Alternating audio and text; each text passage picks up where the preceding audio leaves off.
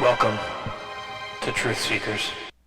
Hello, friends, and welcome to the Seiker Podcast at Service of Change, where we challenge reality, question that which we've been taught in hopes of inspiring a new direction of thought to bring about change. I'm your host, Dennis Nappy II with Service of Change, where you can read my book, I Am Human and We Are Not Who We Think We Are, for free at serviceofchange.com/IamHuman. I am very, very excited about tonight's show. I have my friend and fellow author Ray Davis of Anunnaki Awakening. He's going to be coming on to talk about this discovery of a 10th planet. We're going to get into how it ties into some of his research and his writings, talking about Planet X, Planet Nibiru, the Anunnaki. This is really going to be an exciting interview with Ray. I'm happy to have him back on the air. He's been a previous guest of mine, and I speak to him regularly online. He's got a lot of good stuff going on with the work that he's doing and the just helping to spread the word and making these conversations more commonplace. So I admire him for everything he's doing, and I'm honored to be bringing him on this show tonight. So I'm just going to jump right into this because I'm excited to talk to Ray, and I'm going to go right ahead and bring him on the show now. Ray, are you with me? I am, Dennis. How are you? Fine. How are you, my friend? Doing well. Good to be with you again. It's really good to have you back on the air and have this discussion going. I'm excited to be talking about the 10th planet tonight. But before we get into that, why don't you bring our listeners up to speed on what's going on in your world with your writing and everything? Well, we have just passed the year mark on the release of Anunnaki Awakening Revelation, the first book in the trilogy. And we've seen, moderate success. We're getting good word of mouth and good reviews. And so I'm currently in the process of working on book 2, which is titled Anunnaki Awakening Revolution. And I think this book is really going to stretch me as a writer. And I think the people who have enjoyed the first book or felt like it was kind of a wild ride will find the second book even more intriguing, I believe. So hoping to have that out by the end of this year. I'm excited about it, Ray, and I'll definitely be watching that very closely, and our listeners can look to the Service of Change pages because we're going to be promoting that as well as Ray makes his progress in that book. And I got to say, the first book, as it's as if every chapter I read it, I got more drawn into that book, and by the end, by the last 10 chapters, I just couldn't put the book down because I was so excited about where it was going. And then when we got to the end of the book, I was mad at you, Ray, because you left me hanging, which is a thing a great author does, especially when you're writing a trilogy. So I definitely recommend the book to anybody that, and as I said in the review that I wrote for you, whether you are really interested in the myth behind the Anunnaki, even though it's a fictional book, it's obvious Ray has done his homework on this stuff. So I learned a lot about these myths just by reading your book. I had a lot more clarity coming through it because you make it fun. You make it a story that's easier to follow because we become invested in these characters. So I just want to give you that comment. That was an awesome way to present that information to people. So thank you. Well, we're trying to draw on a wider audience, not just people who are naturally interested in this topic. So right, which I think is so important, Ray. Getting people talking about this type of stuff on a more common ground. Mm-hmm. Yeah, we're agreed on that. So where can people find your book?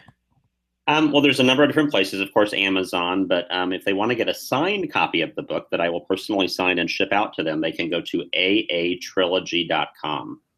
aatrilogy.com. And I'll tell you what, I'll make sure I have that link in the show notes at serviceofchange.com too. So if you're listening to this podcast, throughout many of the variety of mediums that we have here on SoundCloud, on YouTube, on iTunes. Within the show notes, it'll have the link to Ray's books there, so you can find out where to get it. So let's move on, Ray. Let's talk about this discovery of a 10th planet. You hit me up on Facebook. You tagged me in a Coast to Coast thread, and I was really excited when I read that. It's just an exciting week for stuff, I think, in our realm. So why don't you bring us up to speed and tell us, what is this discovery? Let's start there. Okay. Well, so what's happened is that we have some astronomers out at Caltech who have identified what they believe to be an anomaly in the outer solar system. And basically what they're seeing is there are objects out beyond Pluto and what is called the Kuiper Belt. And they're seeing an alignment in some of the orbits of those objects that really statistically is just way out of whack. And so they have theorized that there must be a large body. Right now they're estimating that it would be somewhere between 5 and 10 Earth masses. So something on the order of about half to 2/3 the size of Neptune, or mass of Neptune, pulling these objects through the outer solar system. And although they have not observed it yet, the math tells them that this thing should be have an orbit of around 10 to 20,000 years in a highly elliptical type of shape. So that's kind of what they know so far. Not a lot. They haven't observed it. There's still a lot of debate within the scientific community whether or not this will pan out.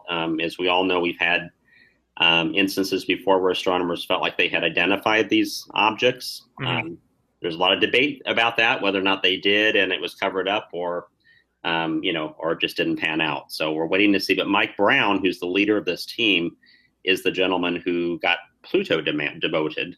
So he's a very well-known astronomer, very well thought of. So it'll be interesting to see what unfolds here as they try to figure out where this planet might be and observe it. Now, this came out, you said this has come out before. Was that back in the 80s? Was that when they said Planet X discovered? Is that the article that you're talking about? Well, there have been several different instances. So the situation back in the 80s was with the IRAS, which was an infrared satellite they put up in Earth orbit. And that was the big, in 83 and 84, in that time frame, there were several articles in New York Times, Washington Post, Newsweek, talking about this massive object, maybe 4 times the size of Jupiter, that they had seen in the infrared. This kind of went away for a number of years after that little blow up in the media. Right. And then a gentleman named Robert Harrington was one of the directors of astronomy at the U.S. Naval Observatory in Washington, D.C., who'd been on that IRAS team, took an interest in Planet X, and eventually developed a theory of his own about where that planet was. And that led to a very famous interview with Zecharia Sitchin, because what Harrington had come up with was a planet in an orbit and a similar size to what Sitchin had come up with based on his translations of the ancient Sumerian texts. Huh. Okay. So that's kind of the history behind the, I guess now what people are calling the conspiracy of this planet out there. That's right. Well, because what happened with Harrington is about 6 months after he announced that, he suddenly died of a very rare, very fast-moving cancer at the age of 50 years old, basically. So there's always been some conspiracy around that. The topic went away again for a while. In fact, about 6 weeks before he died, there was another astronomer, a mathematical astronomer, who had been on the Voyager team that had passed Neptune in 1989. And came out and said, what had always driven this idea that there was another planet out there was these perturbations in the orbits of Uranus and Neptune. And they came out, and this guy named Emil Standish, an interesting name, is a mathematical astronomer who came up with this idea that Neptune's mass was more than enough to account for the mass they thought they were missing in the outer solar system, and thereby discounted Harrington's work. And then we kind of leap forward about 6 years after that, and we have 1999. We have John Matisse and Daniel Whitmire at the University of Louisiana Lafayette, who came up with this idea of Tyche, which was another planet that they hypothesized. It was based on comets. The path that comets tend to follow when they come into the inner solar system, they noticed that we're kind of coming in on a common path. And they again hypothesized there might be a large object out there causing this. And their work had to wait until the WISE telescope was sent up in 2009, and now they have since backed off of their claim a little bit. So we had gone through this period where there's been, claims and then counterclaims, and a lot of scientists don't really want to believe this. They don't really want to change the standard paradigm of the solar system. So there's a lot of debate even within the scientific community whether people should be wasting their time on this. I don't see how it's I'm not going to get too far off topic here, but I don't see how it's a waste of time to be curious and want to explore and see, is there something more out there? I feel like a lot of times people put the blinders on because, well, I'm safe and I'm comfortable because what I know, and I don't have to worry about anything else. Maybe that's what it is, but it's frustrating, as I'm sure you're aware. It is. And, that's where the conspiracy theories come in, right? Because these very smart people seem to want to turn a blind eye to this sort of evidence that keeps popping up. All right. the different, smart people have done, experiments and found these things, and then it suddenly goes away. And so people kind of have this tendency to think that maybe they're just covering it up. Right. Right. And as we said, it's frustrating as the consumer of information, especially now because, and I've mentioned this on the show a few times, is that I feel the waters have become so muddied by everybody because everybody's trying to find answers. But at the same time, in this new digital age, everybody's trying to get clicks and likes and follows and shares. So a lot of times people are just throwing stuff up there and repeating, and you find out the source is really not credible, but they're sharing a source that was shared by a source, shared by a source. And everybody's really sharing the same thing that really has no basis in fact, and it's tough to get to that original source. So, exactly. And that's that's very difficult now. So I always encourage people, do your own research, do your due diligence. On my show, I always provide the links of the stuff that I talk about, so you can take it a step further. And I think that's what every good researcher does. I'm not claiming to be right. I am claiming to be looking for the truth, and that's why I'm bringing Ray on, because he's got a lot of background, a lot of understanding of this stuff and the myths behind it. And Ray, something that's been really in my mind about this stuff, about this finding, and maybe you can clarify it for me, because I've heard, I think it was Robert Morningsky that talked about, and even Michael Tessarian, I think, talked about the planet Tiamat. Are you familiar with Tiamat? I am. Now that they said was an Earth-like planet, a water-based planet, and some people say that planet was hit by a moving body, this planet X, this Nibiru. Some people say it was hit by a weapon, but basically what I've heard is that planet was destroyed. Am I roughly in the ballpark there? Well, the theory, I think, mainly behind that is that part of that planet became the asteroid belt, and the other part became what we now know as the Earth. That's exactly where I was going with it. Yes. And there's references in the book of Genesis where it talks about separating the water below from the water above, and on those verses a lot of times to talk about the fact that the water wound up with the Earth, and then we have the asteroid belt that's obviously dry rocks now. But that was caused by a collision with Tiamat. Tiamat and Nibiru, which also is something that Sitchin pulled into his work, that he believed that had happened, and believed also that that this might explain some of the other objects that have been ejected from the solar system that you'll hear scientists talking about now, and also things like moons like Triton around Neptune being turned on its side, and even Uranus being turned on its side. That maybe these bodies coming through the solar system have upset the balance of those things in the past, and that's why we're seeing those. So Tiamat, and that's where I was going, was Tiamat part of it becoming the asteroid belt? Yes. Now, this gravitational field, I guess that they're projecting or identifying with this 10th planet, that's a different field they're finding, or is that still a leave possibility that, hey, Tiamat may have still existed and been destroyed?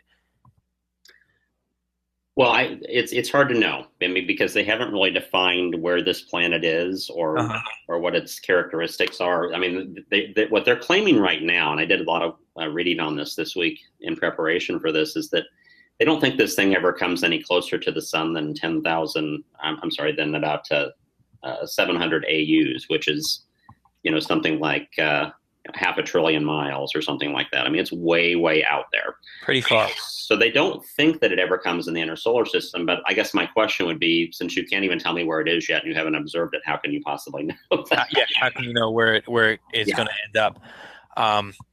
Graham Hancock, I'm reading his book, Magicians of the Gods, right now. And you and I were talking about, his writing a little bit before we went live on the air. And what I love about Graham, I love it and hate it, is that he spends the beginning of his books going very through these very fine details of stuff that it would bore somebody if they were doing the research on their own, but he has such a gift with language and with writing that he makes it entertaining, but it's a lot of data that he's talking about of stuff that's not all that exciting. And, but he makes his case so well. And I don't mean that as an insult to his work. He's such a talented writer, and I'm glad that he does it that way. But he's going through in this book talking about evidence of an ancient asteroid or meteor impact about 12,800 years ago that he's claiming wiped out an advanced civilization on Earth. Mm-hmm. Is it possible that this planet or this massive body is dragging these comets through and then slingshotting them around every however 12,000 years and shooting them right towards Earth? I mean, would that fit that possibility? Absolutely. I mean, I think what they're saying is that this object is upsetting the apple cart in the outer solar system, and that they're seeing objects that seem to be orbiting it somehow, but also that sort of gravity out there working on those smaller objects could definitely hurl things towards the inner solar system. And that's, what Matisse and Whitmire were talking about back in '99. I mean, with Tyche, is that they were seeing a pattern, and this has never been disputed, even though the body has never been found, that they were seeing a pattern of comets being sucked into the inner solar system kind of along a path that indicated that something out there is perturbing them and throwing things in our direction. Wow. Now, and again, when I look at like Graham's work and some of the, even when I was Ancient Aliens was big and I was watching it, you see they uncover these massive underground caverns. Whereas I think there's one out in Turkey where they have this underground structure carved into the stone with massive stone doors that roll into place and vent shafts, and it's like, why were these people going underground? I mean, you listen to, I think, the Hopi creation myth. They talk about how, during the creation of this world, they came out from underground after the destruction of the last world because they were living with the ant people. Mm-hmm. So it sounds like this happens. And I don't like to spread fear, but maybe this is something we should consider and should take a stronger look at. I mean, is this why the government's building these, these deep underground military bases? I think that's one proposed reason. Yeah. Yeah, you see that a lot. Well, and they're not allowed to talk about this. There's a very famous incident. You can even go look up this on YouTube that happened way back in 1986 during the Iran-Contra hearings with Oliver North, and something came up about a secret government and plans to build underground, bases and things like that. And Daniel Inouye from Hawaii, who was I believe he was either the ranking member or the chairman of that committee at that time, said, we cannot talk about that in open hearing. We would have to have a closed hearing if we're going to discuss that. And this is clear back in the 80s. So, there have been a lot of researchers talking about the seed bank up in the Arctic that they put together, and now these underground things, and people, asking a legitimate question, why? What would be the need for something that extensive? Right. And publicly they're denying, yeah, there's nothing to worry about. Keep watching your reality TV. But at the same time, they're making all these preparations out there. And that's what's frustrating, is because I feel like they're not putting enough faith in mankind really to handle that type of information. They're afraid everybody's going to panic. But I think if you present that appropriately, and it's going to require major restructuring of our society and our way of life. Mm-hmm. That doesn't have to be a bad thing, and it doesn't have to be a sense of panic. It can be more like, hey, start preparing. This stuff happens. We have a plan for it, and here's how we deal with it. And here's our warning system, and here's what you do. But I don't see that happening, and that's what's frustrating to me, Ray. Well, other governments are a little bit more open about this. The Russians are openly talking about, we have another object, the one that's supposed to come in 2029 that they say is just a comet that is going to pass, they believe, closer than the moon to the Earth. And that's the best case scenario. There's like a 1 in, I don't know how many chance that it actually might strike the Earth. And, the Russians have openly talked about this and talked about sending something up to try to divert it. And, you'll hear it talked about a little bit in scientific circles here in the U.S., but you don't hear our leaders talking about things like that typically. Yeah, it really makes me wonder why. I mean, I have my own theories, and again, that's a whole different show. But tonight we're trying to talk about this 10th planet. So I'm watching the clock here, and we're definitely going to have to split this up into 2 shows if you're okay with that, Ray. I am perfectly fine with that. Well, let's continue on this one a little bit. And why don't you just give us a brief intro? Why don't we do this? Why don't you give us a brief intro or a teaser on the myth of the 10th planet as it relates to some of the work and the research you're doing for your books? And then for part 2 that we'll pick up next week, we can get more into, I guess, Planet X and Nibiru and the myths behind that, and how it may be relevant today. Okay. Well, of course, a lot of the things that I'm working on are based on the writings of Zecharia Sitchin. I mean, I am not a linguist. He studied the cuneiform tablets for many, many years and interpreted these things. So we kind of are going on his interpretations a little bit. But basically what he talked about with Nibiru is it's a planet that has a 3,600-year orbit that has an elliptical orbit, meaning it doesn't follow the same plane that the other planets follow around the sun. It actually goes kind of perpendicular to them. And when it gets to the right part of its orbit, it actually comes down through the inner solar system across the planes of planets like Mars, and which is how it might have hit Tiamat, back a long time ago. Uh-huh. And it actually crosses the path of our planets. Now, apparently, about every other time, it doesn't really impact Earth because Earth may be on the other side of the sun from it. But on the times when it passes and Earth is on the same side of this as the sun, it causes chaos. Now, it's never hit the Earth, but what it does is it's a large body and it pulls other smaller bodies, like an army of asteroids and maybe even small moonlets and things like that along with it. And that stuff passes close enough to the Earth, and then the Earth gets bombarded with these, with these huge stones, basically, meteorites, comets, that sort of thing. And you have myths all over the world where this has happened, and there are, names in a lot of these myths, like they call it the Destroyer and things like that. They talk about this body that had wings and that kind of thing. And a lot of people theorize that may be related to the fact that you have this large middle body, which would be Nibiru, and you have these. So this is roughly, it comes close to the Earth causing trouble. That'd be every 7,200 years then, because if every 3,600 years it's orbiting, passing our planet, every other year it'd be about 7,200 years then that we're having issues from it. Is that right? That's right. And I don't think that's, I don't think anyone's saying that that's a for sure, but that's on average. I think about once, what you hear a lot is that about once every 2 times around, we are, kind of in its range. Now, what's interesting about that is the last time that it came through, they think, according to Sitchin, he believed that it was around, the time period of around 1600 BC, when we had a lot of chaos happening in Mesopotamia at that time, that sort of thing, and eventually that civilization collapsed, and you have the repercussions for that. Among them was, Abram and the Bible being pulled out of that by God, supposedly, and given his mission to go find the new Holy Land. But yeah, so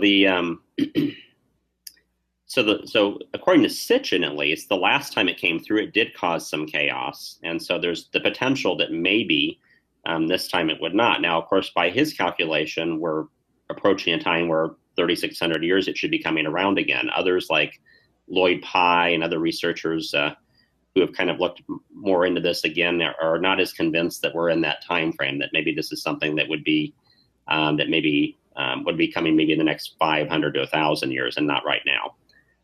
Okay, so they're looking at a much larger orbit then. Well, they're not disagreeing with the orbit. They're disagreeing with Sitchin that the 1600 BC was the actual last time that it came through. That probably it came through since then another time.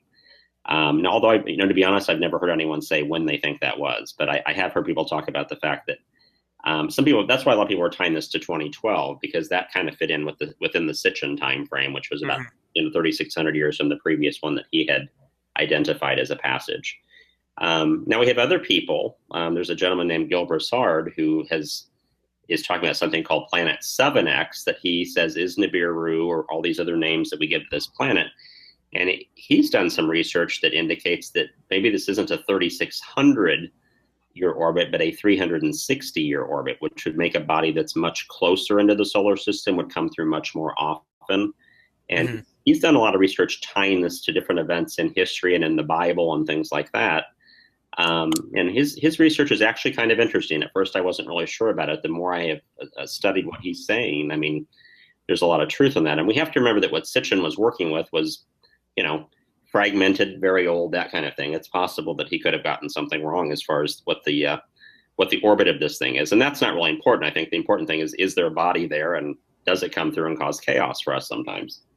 Right. And Ray, I've been looking a lot lately, and I'm by no means an expert on this subject, but just in basic astronomy and astrology, and the zodiac, and the the importance that the ancients placed on our placement in the stars, and how, the precession of the equinox, how every 72 years we move 1 degree through our current house, and how a lot of history kind of ties into the precession of the equinox and where the Earth is in relationship to the zodiac, the wheel, that wheel that's up there. So maybe some of these cycles that we're seeing, the more I read, the more I'm starting to believe that, hey, yes, some of these placements, within each house, I think do have a real impact on our planet, on our consciousness, and on our behavior. So whether it's Planet X that's coming through, and maybe that's in conjunction with this stuff that's going on, I think it's a high possibility. And I think that sometimes maybe the data is getting crossed, because in our line of thinking, or not ours, but in Western line of thinking, I would say we want it to be black or white, but sometimes it's black, white, blue, red, green, yellow, and we forget to look at the other stuff. There's other stuff going on. My wife pointed that out to me the other day. We were having a debate about something. She says, it's not just one or the other. It could be multiple things. Mm-hmm. Very well could be. I think our situation on this planet as human beings, and also the history of the Earth itself is way more complex than we think it is. And I think we have been given simple answers in a lot of cases. And so I think, there could be a number of different things that have come through and caused these catastrophes. I mean, maybe it's not always Nibiru, there could be other things that happen in our solar system that we can't explain. And you touched on a topic that is one of the most interesting topics to me to research and study and just listen to people talk about, as far as, our ancient past and how there may be more to it than we realize.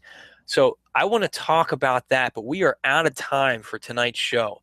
So let's tune back next week. I'm gonna get you back on the air. We're going to talk about this next week, and talk maybe a little bit more about some of the myths and some of the theories about maybe some influence in the human past and some of the things that aren't really in the mainstream. It's a fascinating ride through history. I know Ray has a lot of information on that subject. Ray, if you're willing, we can get into that for next week's show.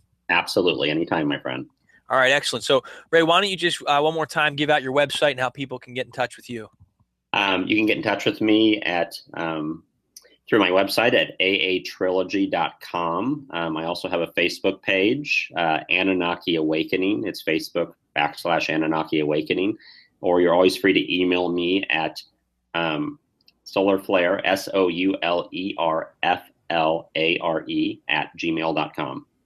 Fantastic. And that will also be linked in the show notes to this podcast once everything's uploaded and running. So, all right, Ray, thank you so much, my friend. And we will be back next week talking about more about Ray Davis's work, the 10th planet, Planet X, Nibiru, and the Anunnaki and their influence in human development. Thank you so much for listening. Thank you for the feedbacks and the emails that I've been getting from you, my listeners, my readers out there. Again, check out serviceofchange.com/IamHuman. You can start reading I Am Human for free. Sign up for the Seiker newsletter. You get a lot of exclusive content from me, if my thoughts and feedbacks, on the podcast and everything I'm talking about. It's a great way to correspond. We also have a discussion group that's on the Goodreads page now. You can find that. Just go to servicechange.com, click on forum, and you can go join a discussion, talk about the show, talk about some other threads that we have there. Authors, there's a spot for you to put your books there, and for everybody just kind of interact and talk about what's going on, because the goal is to make these conversations more common so we can better understand what's going on in this world around us and get to the truth. I have gone way over, but it was well worth it. Check back next week. Check your newsletters for our follow-up interview with Ray when we talk about the Anunnaki. I'm Dennis Nappy II with Service of Change. This has been the Seiker Podcast, where small changes among the masses can have a massive impact around the world. I encourage you to be that change. Never stop questioning and keep an open mind. Thank you.